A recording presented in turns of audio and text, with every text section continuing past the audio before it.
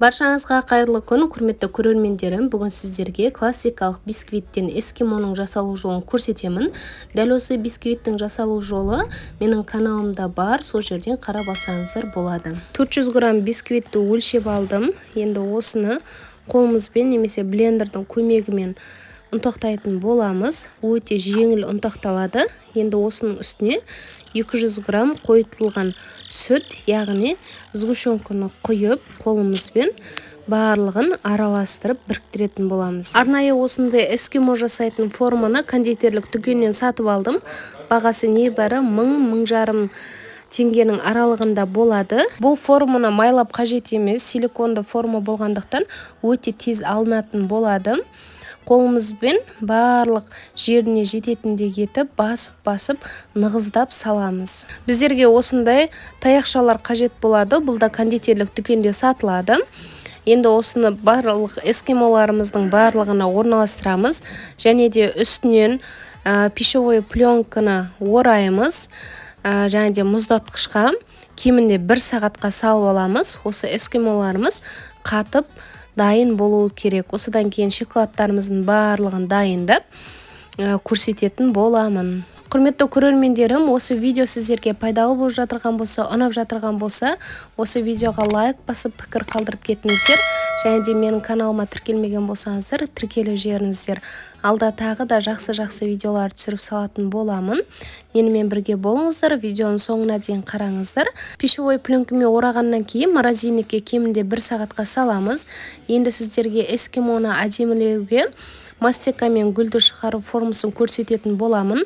Біздерге осындай молд қажет болады. Кондитерлік дүкеннен мен небәрі 800 теңгеге алдым. Кондитерлік дүкеннен ақ мастиканы алғандарыңыз дұрыс, және де соны гелевый красительмен бояп өздеріңіздің қалаған түстеріңізге шығарып аласыздар. Мен қызғылт түсті шығарып алдым, және де осылайынан молдқа орналастырғаннан кейін бұларды тоңазытқышқа кемінде 10-15 минутқа салып аламыз. Сол кезде молдтан жеңіл шығарылатын болады. Міне менің уже розаларым дайын. Сіздер де осылай жасаңыздар. Енді эскимоларымыздың шоколадын дайындаймыз. Ол үшін қазақстанский шоколадты пайдаландым. Кез келген шоколадтың түрін пайдалануға болады. Шоколадымызға 10-15 грамм сұйық майымызды құйып, микротолқынды пеште немесе су моншасында водяной баняда ертіп аламыз. Және де ертіп алған шоколадымыз толық суыған күтеміз.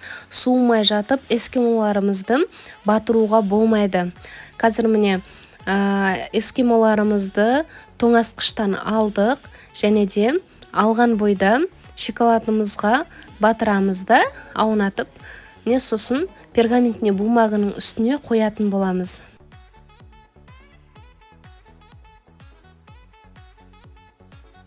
Осы кезде бірден шоколадты қатып қалмастан бұрын бетін әсемдеу жеріңіздер. Мен бұл жерде миндальный слайс еді, және де фисташковый муканы пайдаландым. Өте әдемі болып көрінеді. Сіздер басқаша жолмен де әдемілеп ұсынсаңыздар болады. Және де неше түрлі посыпкалерді сеуіп шықсаңыздар болады. Ақ түсті шоколадымызды да дәл осылай ертеміз. Су моншасында немесе микротолқынды пеште сұйық майды қоса отырып ертіп, суығаннан кейін барып эскимоларымызды аунатып, барлығын пергаментіне бумаге орналастырып, және де сәндейтін боламыз. Ақ түсті эскимоға жаңағы жасап алған, мастикамен жасаған розаның формасын орналастырдым, және де кондитерлік пакетке тағы да осы розы түске бояп шоколадымызды үстіне ағызып шықтым. Дәл солай қара эскимоларға да қара түсті шоколадымызды құйып алып, кондитерлік пакетке салып, ұшын жай ғана кесіп, үстіне ағызып шықтым. Құрметті көрермендер, дәл осы эскимоларды тапсырысқа жасасаңыздар да болады. Менің каналыма тіркелмегендер болса, подписация батырмасын басып жеріңіздер. Келесіде тағы да жақсы видеоларды сіздер үшін түсіріп салатын боламын. Соңына дейін көргендеріңіз үшін рахмет.